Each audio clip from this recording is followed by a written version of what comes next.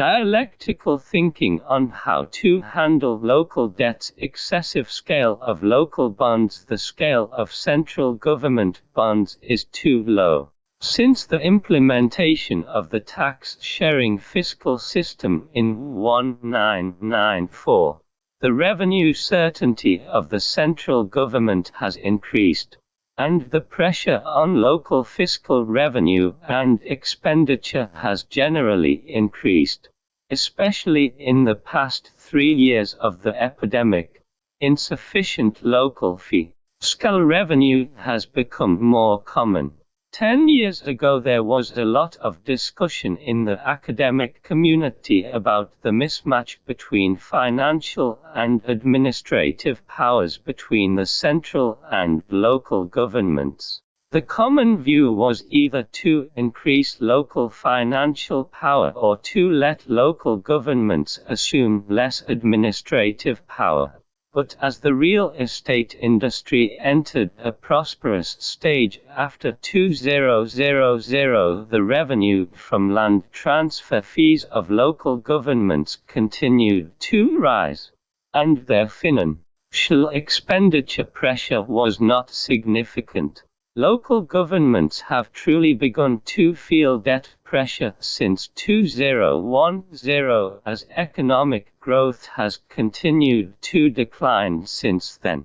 In the economic growth model dominated by real estate investment, the enthusiasm of local governments for land development, infrastructure investment and expansion of local construction scale is unprecedented, which makes land finance creatively derive a set of land-based credit model, supporting the development of local economy.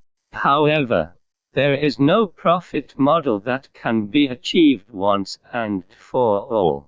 The negative population growth and slow urbanization process in China in 2022 indicate that the real estate industry has entered a downward cycle. Correspondingly, the downward cycle of population and real estate means that land finance will be difficult to continue. In 2022, local government land transfer fee revenue decreased by nearly 2 trillion yuan compared to the previous year. In 2015, local government special bonds began to be issued, and since then, local debt has grown rapidly. Special bonds are generally repaid through corresponding special income or government funds. However, due to the rapid growth rate of special bonds, the growth of land transfer fees cannot keep up with the growth rate of special bonds, resulting in a significant increase in local debt balances.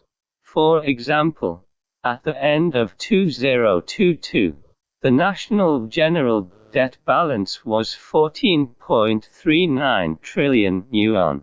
And the special debt balance was 20.67 trillion yuan, totaling around 35 trillion yuan, an increase of 55% and 276% respectively compared to 2015. Since 2019, the year-on-year growth rate has remained above 15%. Approximately 3 times the actual GDP growth rate. Obviously, this debt growth model has exceeded the affordability of local governments. Therefore, it is bound to suppress the rapid growth of local debt in the future. That is to say, the intensity of counter-cyclical fiscal policies may need to be reduced, which means that it is unlikely to introduce strong stimulus policies in the future, and the economic growth rate will be closer to the potential growth rate without stimulus.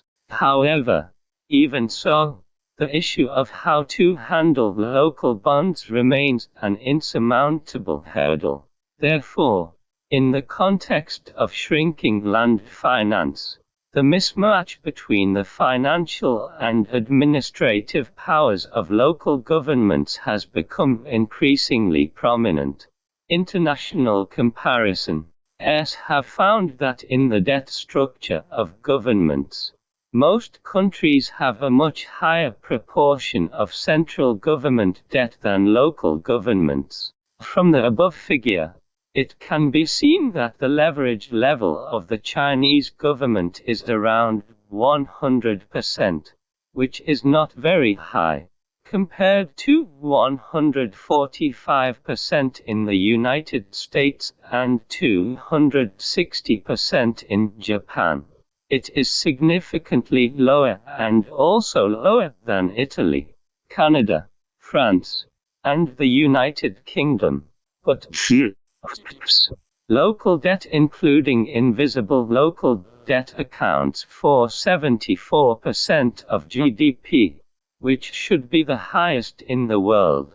The United States has only 28.8%. Japan has 36.6%. Germany has 20.9%. And France has 9.4%. Meanwhile, compared to the leverage level of the central government of major economies, China is almost the lowest. On the other hand, China has the highest leverage ratio of local governments. It can be seen that under the premise that the leverage level of the Chinese government is not high, the leverage level of local governments in China is indeed high enough. It is necessary to adjust the proportion of debt balance between the central and local governments. In the future, the central government should increase the scale of bond issuance to reduce the burden on the local economy.